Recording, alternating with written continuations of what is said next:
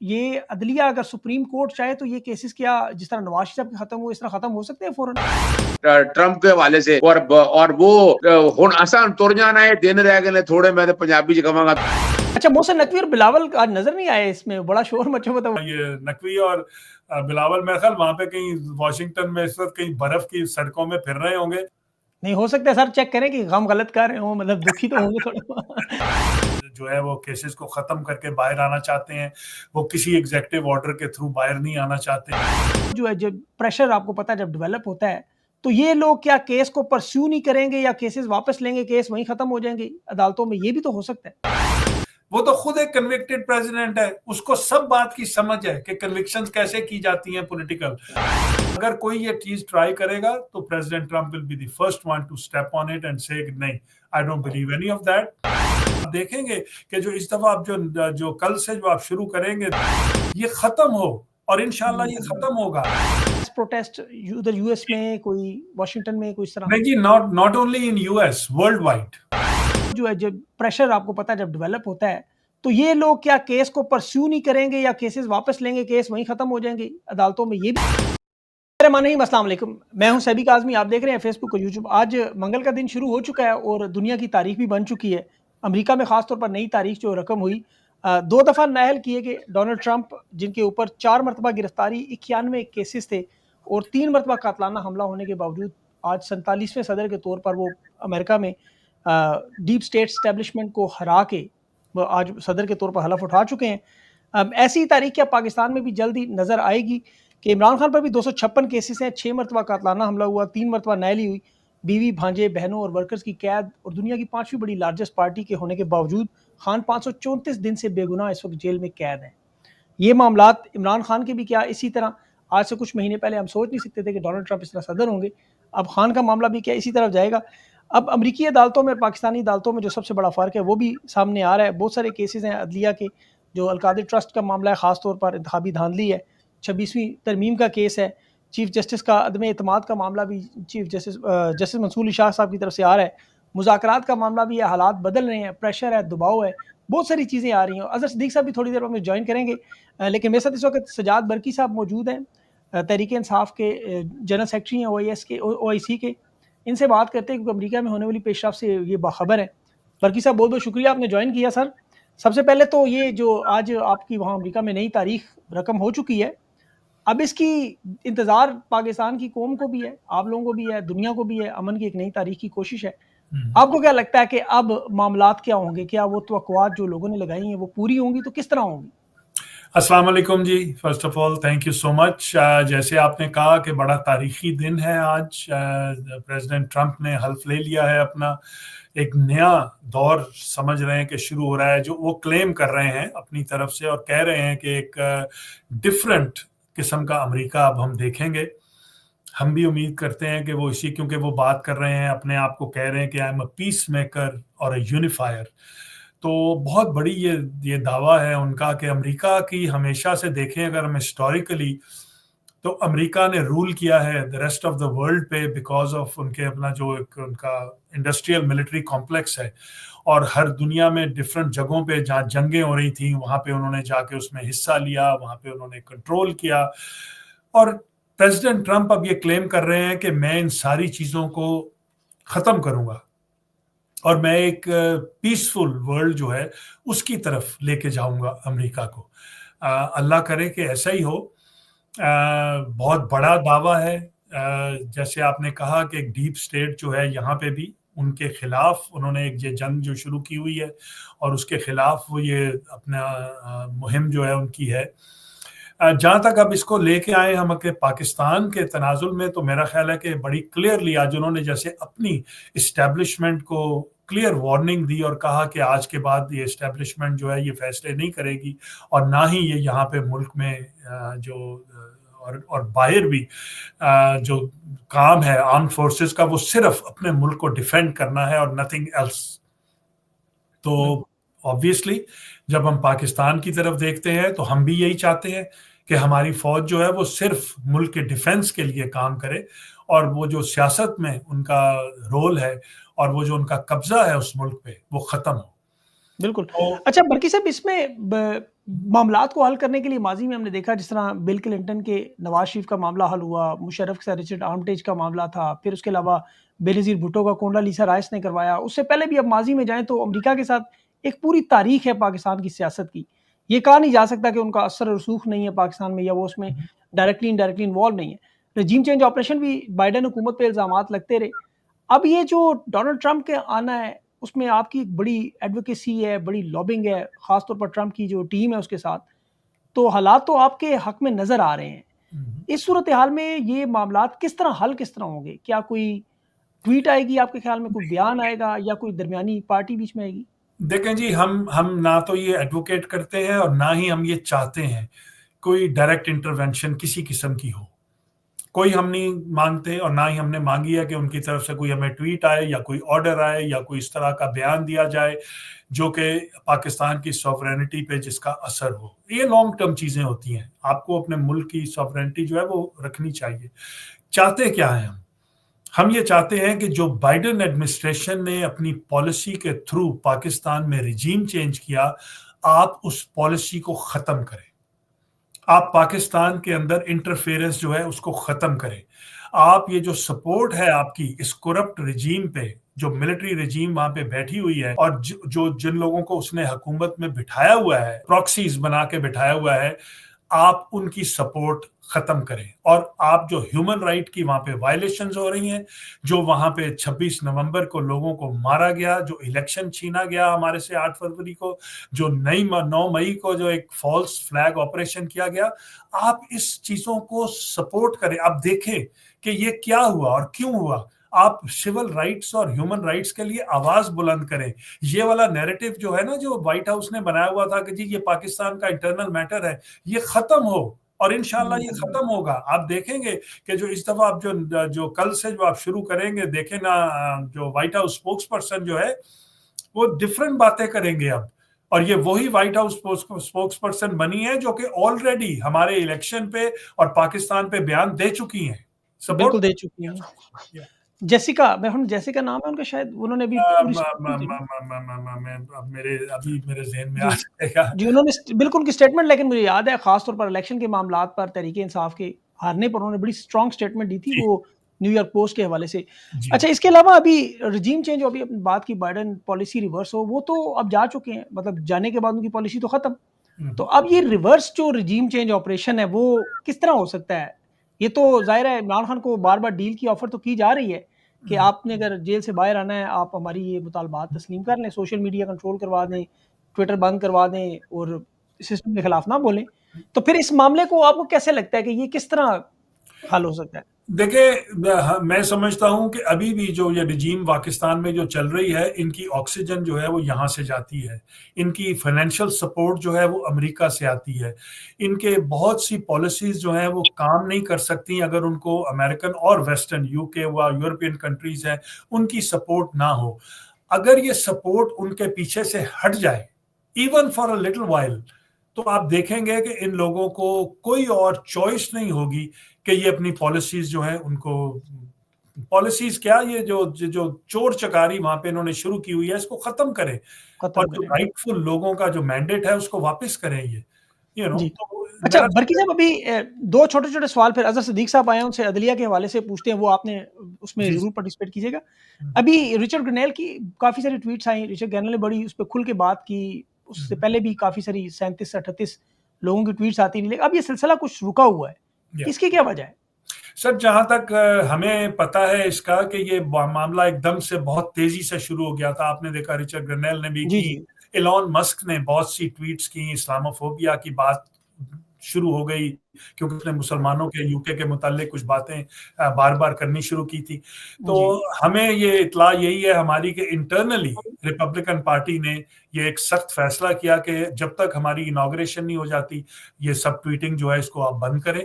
हमें कंट्रोवर्सी अभी नहीं चाहिए किसी किस्म की। तो अभी जस्ट अभी फॉर द टाइम बीइंग आपने देखा कि उसके चंद दिनों के बाद वो बिल्कुल बहुत सारे लोगों की जो थी, बिल्कुल।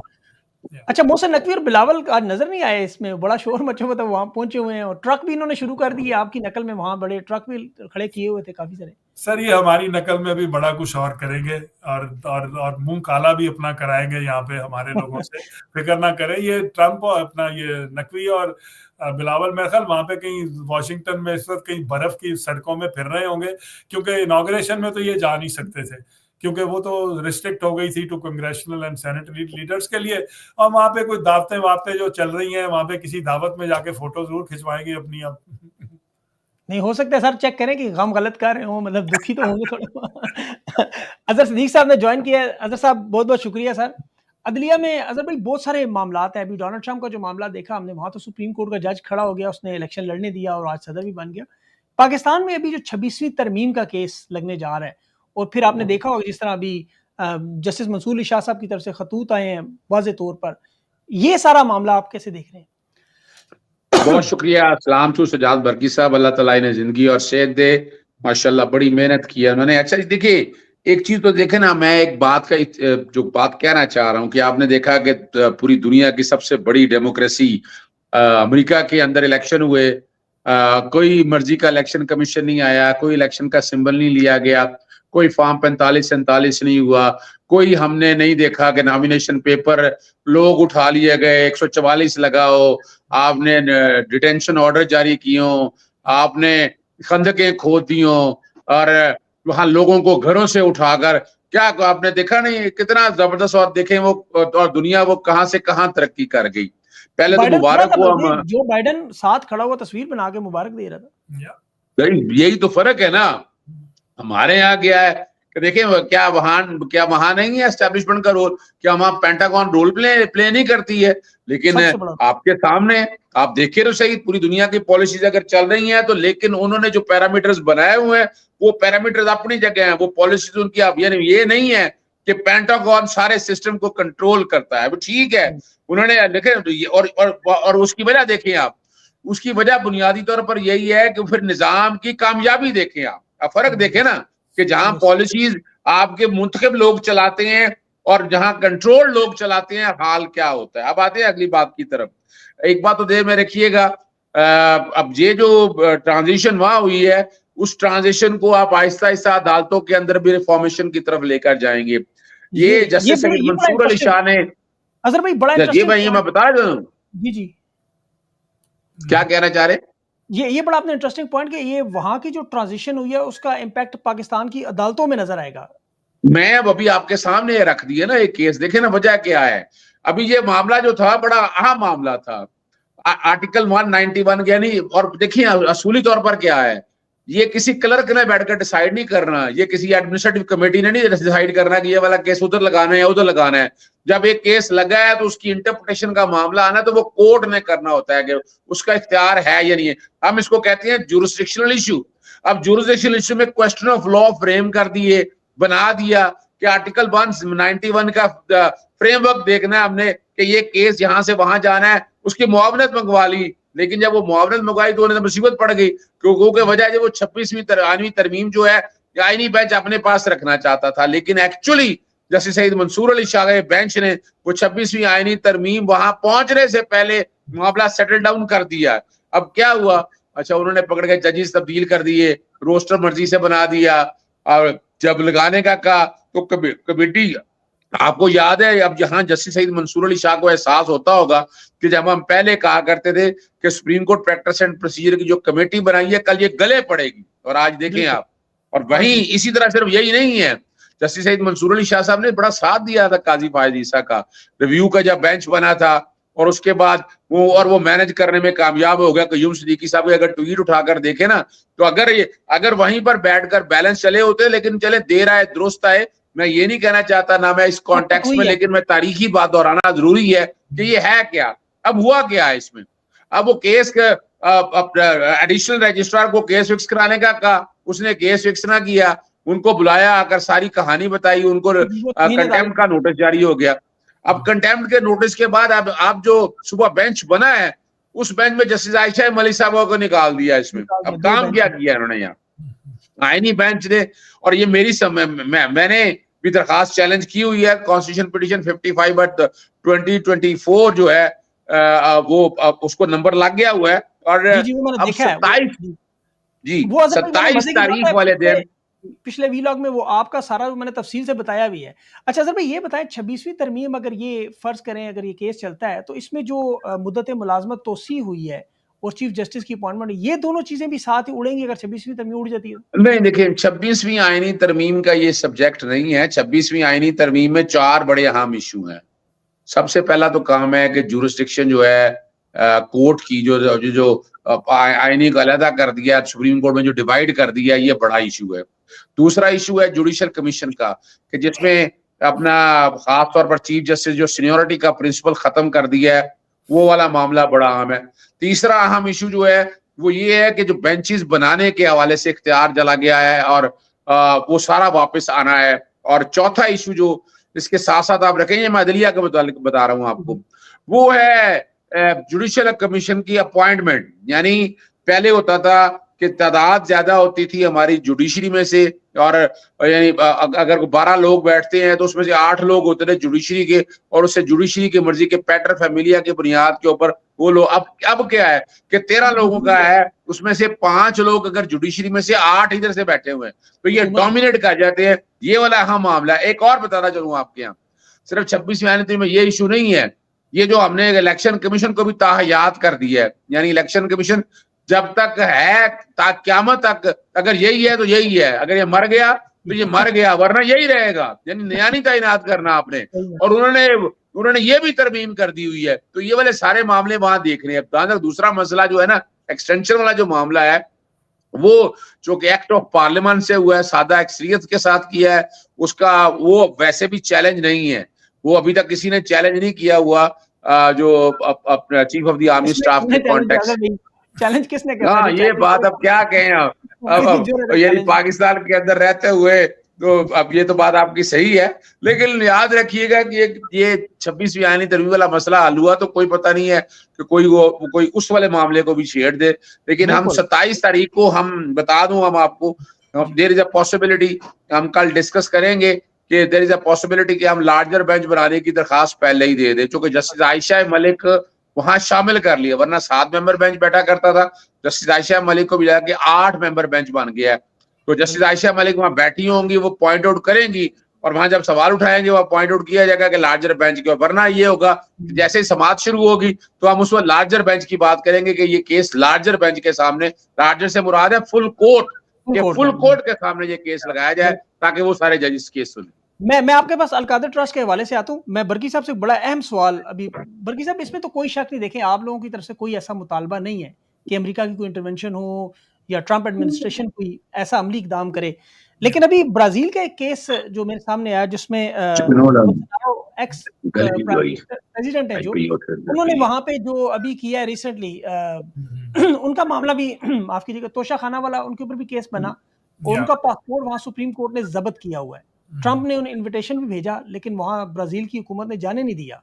तो अब ये बहुत सारे हुकूमती लोग कह रहे हैं देख लें जी ब्राजील ने बात नहीं मानी, तो अगर हमें इस तरह का कोई मामला आया हम भी नहीं मानेंगे बात। आपको लगता है कि पाकिस्तान की कैपेसिटी है कि ये भी इस तरह कहते कि जाए हम नहीं मानते, क्योंकि लोग तो कह रहे हैं सख्ती की जाएगी अब ज्यादा। जी आई रिमेम्बर जी, बोल्सोनारो हैं जो उनके ब्राजील के जो हैं, उनका ये केस चल रहा है। देखें इसमें जो पहलू मैं लाऊंगा ना आपके सामने वो ये है कि इसमें प्रेसिडेंट ट्रंप की पर्सनल, समझ लें कि जो उनके एक्सपीरियंस है ना, वो इसमें काम करता है सारी बात में। मैं चंद दिन पहले या 2-4 दिन पहले एक्चुअली जब ये केस हुआ तो हम एक बड़े सीनियर रिपब्लिकन के साथ बैठे थे और हमने कहा कि देखें अब इन्होंने क्या किया है, ये इन्होंने सजा दिलवाई है सारी दुनिया को बताने के लिए कि जी देखें हमारा तो कोई ताल्लुक नहीं है, ये तो कोर्ट ने एक फैसला दे दिया है, तो अब हम क्या कर सकते हैं। तो उसने बड़ी हंस के उसने ये बात का जवाब दिया। उसने कहा बात सुने, ये किसको बताएंगे? उस प्रेसिडेंट को बताएंगे जो खुद अभी कन्विक्ट होकर चुका है 10 दिन पहले। वो तो खुद एक कन्विक्टेड प्रेसिडेंट है, उसको सब बात की समझ है कि कन्विक्शंस कैसे की जाती हैं पॉलिटिकल, उसको पता है कि किस तरह केस बनाए जाते हैं और कैसे ड्रैग किया जाता है कोर्ट्स के अंदर। तो अगर कोई ये चीज ट्राई करेगा तो president Trump will be the first one two step on it and से नहीं, I don't believe any of that. और हमें उम्मीद है कि यही वाली थिंकिंग जो है उनकी, ये उनकी पॉलिसीज में रिफ्लेक्ट करेगी आगे। इसमें ब्राजील वाले केस में ये भी नजर आता है उसको डोनाल्ड ट्रंप ने हलफ उठाया नहीं था शायद इसीलिए वो उन्होंने थोड़ी सी बदमाशी कर ली, Yeah, अब तो हलफ उठा लिए, अब yeah. मामलात बिल्कुल मुख्तलिफ हो गए। अच्छा, ये जो अलकादर ट्रस्ट की सजा वहां पे सुनाई गई है, उस पे द टेलीग्राफ ने लिखा है कि जो ट्रंप एडमिनिस्ट्रेशन की तरफ से बाकायदा रिहाई की बात होती रही, अब ये एक किस्म की एस्टेब्लिशमेंट ने कन्फ्रंटेशन का मामला इख्तियार किया है। Mhm. तो ये आप इसे कैसे देख रहे हैं, वहां पे क्या खबरें क्या है इस मामले में? मेरा नहीं ख्याल जी, कॉन्फ्रंटेशन तो क्या करेंगे, इस काबिल कहाँ हैं ये कि कॉन्फ्रंटेशन करें। I am sorry to say that, ये बात सच है, सिर्फ एक अपनी तरफ से अपने वो इनका जो face way saving. Of thinking है वो ये है कि जी हम बस ये बहाना बनाएंगे कि जी हमने तो नहीं किया, ये तो कोर्ट्स ने किया है, तो अब हम क्या कर सकते हैं। और लाइक आई सेड कि ये बहाने अब ना तो चलने वाले हैं, ना ये बहानों को किसी ने यहाँ पे मानना है। एवरीबडी नोज कि उस मुल्क में क्या हुआ है, फैक्ट्स जो हैं वो सामने पड़े हैं सब लोगों के। 26 नवंबर को ये छुपा नहीं सकेंगे, ये सामने सबके कांग्रेशनल लीडर्स को हम दिखाएंगे, एक एक कांग्रेशनल लीडर को, कि वहां पे क्या उसके फैक्ट्स हैं और क्या वहां पे किया गया और कौन करवाने वाला था।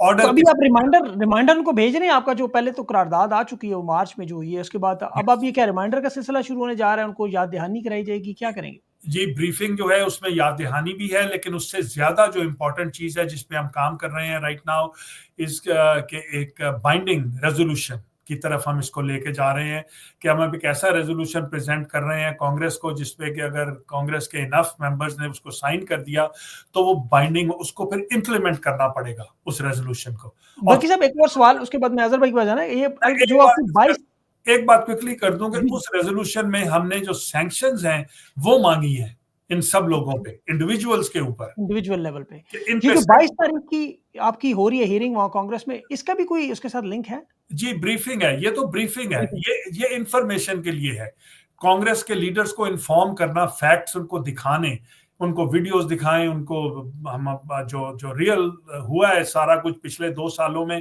उनको फर्स्ट हैंड उनको, क्योंकि होता क्या है कि अगर हम किसी को सिर्फ खबर भेजें तो वो कहता है यार ये तो पता नहीं सच है या नहीं है। नाउ फर्स्ट हैंड उनको ये बात सब चीजें दिखाई जाएंगी कि ये वीडियोस हैं, ये देखें क्या हो रहा है उस मुल्क में, ये वाले लॉज तब्दील किए गए हैं, कॉन्स्टिट्यूशन अमेंडमेंट कैसे पास की गई, द होल वर्क्स। बिल्कुल, ये आपका वाकई बड़ा इंपॉर्टेंट पॉइंट हो जाएगा। इसके साथ अच्छा अजहर भाई ये बताएं, अलकादर ट्रस्ट का मामला जो सजा तो मिल चुकी है, वो केस तो अब सारा आपको पता है, एक्सप्लेन बहुत दफ़ा आपने भी किया, सब लोगों ने वो तफसील से आ चुका है। अब जो हाई कोर्ट में 2 नए जजेस शामिल किए गए हैं, मिनहाज साहब हैं और बेंच में वो आमिर फारूक साहब के साथ पहले बेंच में शरहमी, आपको क्या लगता है केस जाएगा उनके पास, और फिर ये केस के 2-3 जो अहम पॉइंट हैं, क्या ये फौरन उड़ जाएगा या इसको लटकाएंगे? अच्छा, एक बात मैं देखिए मैं आपके सामने मैं रख दूं। पहली तो बात है, मैं बैठे वो डॉक्टर नसीम अशरफ ने बता दिया बिल क्लिंटन वाला वाकया, उन्होंने किताब के अंदर के नवाज शरीफ को के हवाले से क्या हुआ, किस तरह बिल क्लिंटन आए, किस तरह बाथरूम में 5 मिनट की मीटिंग हुई और यकीन दहानी कराई गई कि सजा नहीं दी जाएगी। तो मैं तारीखी बता रहा हूँ कि पाकिस्तान कहाँ खड़ा है। 40 बक्से लेके मियां साहब अहले खाना समेत निकल भी गए। मैं सिर्फ बता रहा हूँ कि यहाँ बैठे यहाँ फर्क जरा है, वो तरह जिंदा दिल कौम है। ब्राजील है कमो बेश उनकी अपनी एक पहचान है। पाकिस्तान तो खुदारा, मैं नहीं मुंह से कुछ कहना चाहता, पाकिस्तानियों की जो चलाने वाले लोग हैं उन्होंने क्या हाल करना है वो सामने। अब आ जाए अगली बात, वो देखिए ये तो हमें पता था कि 26वीं आईनी तरमीम का मकसद है पैक करना, जजेस अपनी मर्जी के लिए लगाना, और अपनी मर्जी के लिए जजेस लगाए गए हैं। और मैंने वक्त से पहले कह दिया था, टीवी प्रोग्राम में मैंने कह दिया था कि बेंच बन गए हैं लेकिन बेंच तब्दील होंगे। अब बेंच तब्दील होने के बाद नए बेंच आएंगे तो उसमें चीफ जस्टिस आमिर फारूक साहब के साथ अपना कोई ना कोई जज ऐसा बिठाएंगे, या कोई एक बेंच के साथ और तब्दील करके, अभी मेरे पास लेटेस्ट नहीं है कि बेंच की तब्दीली हो गई है कि नहीं हो गई। अब चूंकि अपील साइन हो गए हुए हैं और अपील आजकल में फाइल होगी, फाइल होके अपील लगनी है, अपील के साथ सस्पेंशन लगेगी, और it's a very good case for suspension. और एक आम आदमी के लिए सादा लफ्जों में मैं आपको बताता चलूं, नैब के कवानीन के अंदर बेसिक कॉन्सेप्ट है 3 तरह के। एक को कहा जाता है वॉलंटरी रिटर्न, कि आप सारा कुछ खुद ही वापस दे देते हैं और ये मनी मैटर है। दूसरा कॉन्सेप्ट है प्ली बार्गेन का, कि आप केस चलते हुए आप प्ली बार्गेन कर लेते हैं। प्ली बार्गेन में होता है सजा नहीं होती, आप कन्विक्शन रह जाती है, यानी उसके जो कॉन्सिक्वेंसेज है, नाअहली वगैरह वो रह जाती है। तीसरा जब होता है कि कोई ये ना माने तो फिर अदालत कन्विक्शन की तरफ जाती है। तारीखी तौर पर अभी आप एवन फील्ड का अगर केस अगर आपको याद हो तो एवन फील्ड में जब सजा दी तो एवन फील्ड की जो तादाद थी उसकी कीमत के करीब 7 अरब के करीब जुर्माना लगा था, याद होगा आप लोगों को। इमरान खान साहब को जो सजा दी है उसमें तो भाई वो पैसा ही कोई नहीं है, आपने देखा होगा। वो तो एक पेनल्टी ला ली है 10 लाख की और एक 5 लाख की, यानी और उसकी वजह क्या है कि अगर हम मान लें, और ये हकीकत भी है कि नंबर 1 तो स्टेट ऑफ पाकिस्तान का पैसा नहीं था, मनी लॉन्ड्रिंग का केस कोई नहीं था पाकिस्तान के अंदर, चले मान ले कोई था, तो जब पैसा सुप्रीम कोर्ट में आ गया, सुप्रीम कोर्ट से फेडरल गवर्नमेंट को चला गया तो वॉलंटरी रिटर्न हो गई, तो ये जहां तक क्रिमिनल ये एलिमेंट है ये तो खत्म हो गया। और दूसरी जो बात है, जो नैब तरामीम जो है ना, अब 2 तरामीम ऐसी हैं जो बड़ी वाज़ेह तौर पर हैं। एक तो ये है कि आपको लिंक करना है कि आपने मॉनेटरी बेनिफिट या कोई और बेनिफिट लिया, काइंड में लिया है, कोई घर ले लिया है, तो या आपने गाड़ी ले ली है, या इसमें तो 1 रुपया भी नहीं है। और ये करप्शन की दुनिया में एक ऐसा केस होगा कि अल-कादर ट्रस्ट में हर चीज अकाउंट क्रॉस चेक के जरिए आई है। पैसा जमीन क्रॉस चेक से खरीदी गई, जो जायदाद था, जो फर्नीचर वगैरह आया सारी, और ऑडिटेड अकाउंट है। यानी ये पहला केस होगा करप्शन का कि जिसमें व्हाइट कॉलर क्राइम क्या है, हर चीज सारी रिकॉर्ड के ऊपर अवेलेबल है। दूसरा जो केस कहते हैं ना, वो मैं आपके सामने बता दूं कि काबीना में बंद लिफाफा। भाई काबीना में बंद लिफाफा वो एनडीए है, बेसिकली कॉन्फिडेंशियलिटी एग्रीमेंट है। इतनी बड़ी रकम जब आनी थी तो एनडीए साइन हुआ था, अब एनडीए की अप्रूवल लेनी थी वफाकी काबीना से। बाकी जो पैसा पाकिस्तान आना था वो तो मलिक रियाज साहब और अपनी सेटलमेंट थी एनसीए के साथ, फ्रेमवर्क एग्रीमेंट हुआ बाकायदा, और वो पैसा आ गया, और पैसा भी स्टेट। एक छोटा सा सवाल यहाँ पे बड़ा है, ये लोग रियासत पाकिस्तान में सुप्रीम कोर्ट को क्या रियासत का हिस्सा नहीं समझते कि सुप्रीम कोर्ट के अकाउंट में नहीं आए, हुकूमत के अकाउंट में आए? ये इस पे क्यों इशू बनाते हैं? नहीं देखना ना, ये समझना बहुत जरूरी है। देखिए रियासत पाकिस्तान का पैसा क्या होता है? क्या मलिक रियाज साहब ने कोई मेट्रो ऑरेंज के अंदर करप्शन का इल्जाम था उनके ऊपर, या उनके ऊपर 56 कंपनियों का इल्जाम था, या उनके ऊपर मोटरवे का इल्जाम था, या उनके ऊपर बिजली घर का था? ऐसा तो कोई इल्जाम नहीं था उनके ऊपर। तो अगर मान भी लिया जाए तो दूसरी बात यह है कि जब किसी पे करप्शन का इल्जाम हो, जैसे अभी मिसाल के तौर पर इस केस में देख लें, इस केस में अल-कादर ट्रस्ट को अपनी तरफ ले गया। जब अल-कादर ट्रस्ट को अपनी तरफ ले गए तो ये स्टेट ऑफ पाकिस्तान का तब बना है, यानी अदालत पहले डिक्लेयर करती है। तो यहाँ मनी लॉन्ड्रिंग के हवाले से ऐसी कोई चीज थी नहीं, ना आपको डिक्लेयर किया। और ये भी देखो, मैं सभी अगर ये मनी लॉन्ड्रिंग का है तो ये क्या हसन नवाज भी इसमें फंसता है कि 9 अरब का? तो हो बड़ी बुरी तरह फंसता है। असल कहानी वहां से शुरू होती। देखिए मैंने मलिक रियाज साहब के केसेस भी मैं करता हूँ, तो मुझे तो एनसीए का इची बिची का पता है, फिर मैं कराची के केसेस में नैब में पेश होता रहा, मुझे वहां का पता है, फिर अल-कादर ट्रस्ट का सारा ट्रायल रिकॉर्ड मैंने एक एक पढ़ा हुआ है, मुझे उसका पता है। पहली तो बात जरा समझिएगा कि मलिक रियाज साहब ने कराची में एक कौड़ियों के भाव जमीन थी जो कराची से 60 किलोमीटर दूर थी, मलिक डेवलपमेंट अथॉरिटी में आती है, 5 लाख रुपए की एकड़ है रेत। मैं खुद गया हूं वहां पर जब ये बैरिया बनने वाला था सुप्रीम कोर्ट में जाने के लिए, और 8 करोड़ रुपया सुप्रीम कोर्ट ने उसकी कीमत असेस की, 460 अरब रुपया। अब 460 अरब मलिक रियाज ने कमाया तो पैसा उसने बाहर भेज दिया, भाई पैसा उसका है यार। ज्यादा ज्यादा क्या हो सकता था? ज्यादा से ज्यादा आप उसको टैक्स करते थे कि तुमने टैक्स अवेड की है, तुम टैक्स असेसमेंट कर सकते थे, इसके अलावा तो केस हो नहीं सकता था। तो इसलिए ये स्टेट ऑफ पाकिस्तान का पैसा है ही नहीं। चले फर्ज करें स्टेट ऑफ पाकिस्तान का पैसा है, चले फर्ज करें वो सुप्रीम कोर्ट के एक डेजिग्नेटेड अकाउंट में जो पैसे 460 अरब रुपया जाना है, चाहे वो लायबिलिटी है, वो स्टेट की लायबिलिटी है। यानी वो जो कह रहे हैं ना कि स्टेट ऑफ पाकिस्तान, भाई वो स्टेट की लायबिलिटी है, उसके अंदर गया और वहीं से अल्टीमेटली। और यहाँ देखें, यहाँ काजी भाई साहब ने कितनी शरारत की, उन्होंने जाने से पहले ये रकम सारी लेके केस बनाकर गए, जबरदस्ती बनाकर गए। ये बदनीति का एलिमेंट है, हालांकि कोई ताल्लुक नहीं था। 400 और वो कमाल की बात है, वो स्टेट ऑफ पाकिस्तान को कहाँ गया पैसा? वो पैसा जो 50 अरब रुपया है ना, वो वफाकी हुकूमत को भी गया और सीधे हुकूमत को भी गया। तो अगर स्टेट ऑफ पाकिस्तान का था वो तो फिर फेडरल गवर्नमेंट को जाना चाहिए था। तो इसलिए ये कहानी है तोता मैना की, जितनी कहानी है वो जमीन बोस हो गई। अब इसमें अजहर भाई उस हाई कोर्ट में केस आपको क्या लगता है अभी जाएगा और कितना टाइम लेगा? ये एक शॉर्ट सा बता दें। देखिए मैं बता, अपील फाइल होगी, सस्पेंशन में नोटिस होगा, फिर वो अमजद परवेज साहब आ जाएंगे, वो आगे कहेंगे मेरी तैयारी नहीं है, मेरा वक्त नहीं है, वो महीने लटकाने की, आज वकालतनामा है, कल देना है, तो 3 से 4 हफ्ते लग सकते हैं। लेकिन बुशरा बीबी साहबा की हद तक तो केस है ही कोई नहीं है। वो तो औरत होने के नाते वैसे भी हिस्ट्री यही है, चली आ रही है, वो सस्पेंड हो जाएगा। ये भी मैं 3 से 4 हफ्ते के दरमियान देख रहा हूँ कि यहाँ भी हो जाएगा। और अगर ये अपील सुन भी ली ना, अगर अपील सुन ली तो अपील में बरियत यकीनी है, लेकिन डिपेंड करता है कि अपील, अभी तो चूंकि आपको पता है 2 अपीलें अभी इलेक्शन कमीशन वाली अपील पेंडिंग पड़ी हुई है, सिर्फ सस्पेंशन हुई है। तोशा खाना की वो केस सारा सुन लिया हुआ है, अपील का वो बहुत पुराना है, अभी तक वो भी फैसला नहीं आया। एक और 2 केसेस और हैं, तोशा खाना का दूसरा, तोशा खाना 3 या तोशा खाना 2 नैब का देख लें, वो इस्लामाबाद हाईकोर्ट में चैलेंज हो गया है, वहां क्वेश्चन में वो भी चला जाना है। बाकी रह जाएंगी 9 मई की बेलें, वो 8 बेलें पड़ी हुई हैं और वो हाईकोर्ट में फाइल हो गई हुई हैं। तो इंशाल्लाह उम्मीद है हाईकोर्ट की, और हाईकोर्ट से वो भी जमानतें हो जाएंगी। मैं तो कोई मार्च तक टारगेट देख रहा हूँ। इधर से 2 महीने लगने हैं अपना अमरीकियों को भी सीधा होने में ट्रंप के हवाले से, और वो हुण असां तुर जाना है, दिन रह गए थोड़े, मैं तो पंजाबी च कहांगा तुहानू जी का जाना ठहर गया। अच्छा बरकी साहब, ये बात उन्होंने तो जवाब दे दिया, मैंने पूछना ही था। आपको क्या लगता है कि अभी ये जो सारे मामलात है ये अनफोल्ड होते होते 1-2 महीने लग जाएंगे, मतलब मार्च अप्रैल तक खान साहब की रिहाई का और ये सारे मैंडेट का मामला, आपको क्या लग रहा है? जी बिल्कुल, आई थिंक सो कि मेरा नहीं ख्याल कि कोई ऐसी, हमें भी कोई उम्मीद है कि एकदम से चंद दिनों में ये चीज़ हो जाएगी। खान साहब ने खुद बार बार कहा है कि वो प्रॉपर एक लीगल तरीके से वो जो है वो केसेस को ख़त्म करके बाहर आना चाहते हैं।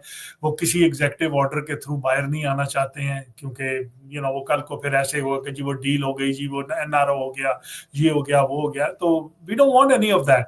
और जो अमेरिकन पॉलिसी का इन्फ्लुएंस की हम बात कर रहे हैं, वो भी इट विल टेक टाइम। हाँ जी, 8 क्या फरवरी के हवाले से जो योम स्याह जो मनाने का खान साहब ने भी प्लान दिया आपको, तो इस पे कोई आपको मैस प्रोटेस्ट उधर यूएस में, कोई वाशिंगटन में, कोई इस तरह? नहीं जी, not only in US, world wide. World wide हम ऑलरेडी अपने चैप्टर्स के साथ इन टच हैं और मैं उनको डायरेक्शंस भी भेज रहा हूं कि जहां जहां जिस शहर में भी पाकिस्तानी हैं, बसते हैं, और खासतौर पे हमारे अगर पीटीआई के चैप्टर्स वहां पे हैं, तो हर जगह पे हम, जिस तरह आपने 24 नवंबर को देखा था, माशाल्लाह बहुत जबरदस्त प्रोटेस्ट हुए थे, 65 ममालिक 8 फरवरी को भी बहुत लार्ज प्रोटेस्ट होंगे सारी दुनिया में।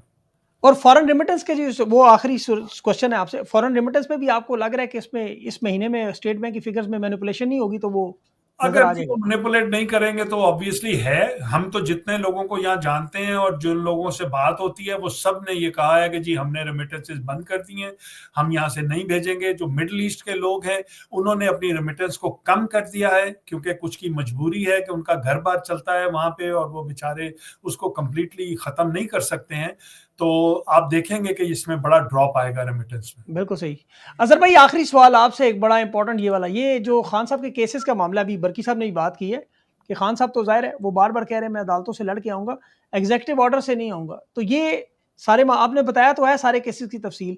एग्जीक्यूटिव ऑर्डर जो है, ये अदलिया अगर सुप्रीम कोर्ट चाहे तो ये केसेस क्या जिस तरह नवाज साहब के खत्म हुए इस तरह खत्म हो सकते हैं फौरन? देखिए, लॉयर्स मूवमेंट में ना, जब मेरे ऊपर 7 पर्चे थे 780 के, जी, मेरी मेरी जमानत हुई थी, जब लॉयर्स मूवमेंट से वापस बहाल आए, वो सारे के सारे सूबाई हुकूमत ने वापस ले लिए थे। तो ये तो इख्तियार है।